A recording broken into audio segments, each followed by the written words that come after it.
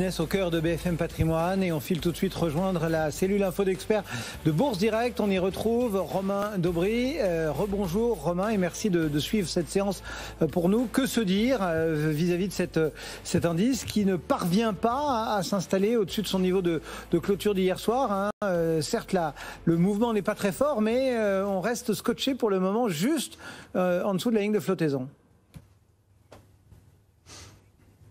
Bonjour Cédric. Oui, c'est ça, en fait, on devrait en savoir plus d'ici la fin de la semaine, notamment grâce à la réunion de la BCE probablement. Le fait est que si on réussit à parvenir à accélérer à la hausse, l'intérêt pourrait être un peu limité. Dans un contexte d'incertitude, on l'entendait encore sur notre plateau il y a quelques instants, on est plutôt défensif et puis donc toutes les incertitudes qui planent, tapering, incertitude avec la Chine, etc. font que l'intérêt aussi serait peut-être limité, que le ratio risque-rendement sur ces niveaux, même si on accélérait à la hausse, il serait pas excellent. En revanche, on a un petit risque d'accélération baissière plus marqué que donc une accélération haussière.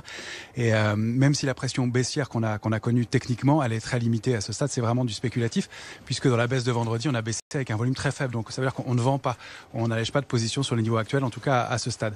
Donc l'intérêt, c'est qu'on est dans un marché très technique, avec des bornes bien définies sur le futur CAC 40, c'est 6653 et 6763.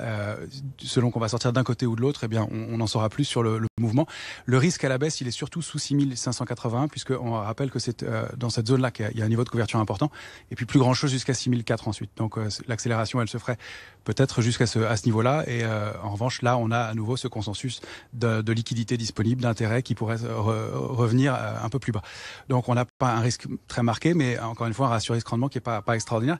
Ceci dit, il y a de l'activité sur les small et mid caps. On voit que Arkema se comporte très bien, de Richebourg pas mal aussi.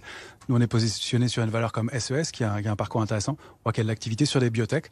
Alors ce qu'on peut surveiller, c'est une valeur comme LVMH qui me paraît vraiment intéressante dans la partie luxe du CAC, puisqu'il s'est quand même produit quelque chose avec cette baisse marquée il y a 3 semaines.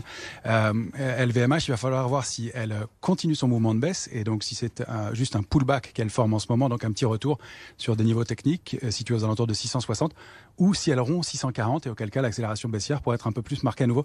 Donc c'est des choses qu'on va surveiller comme ça. Et puis on va surveiller des secteurs aussi qui seraient susceptibles de repartir mais qui n'ont pas confirmé. Il y a le secteur bancaire, il y a les voyages et loisirs qui pourraient repartir aussi. Et puis si on cherche des signaux intéressants, il y a le Nikkei qui a donné un vrai signal haussier et une réactivation de sa dynamique haussière alors qu'il était en pause depuis le début de l'année. Donc il y a quand même des choses à faire et des éléments à surveiller. Merci beaucoup pour ces quelques indices distillés donc depuis la cellule info d'experts de Bourse Direct. Bonne séance en tout cas sur le marché, Romain. Le CAC 40 qui peine à repasser en territoire positif, on perd 0,11%, 6700.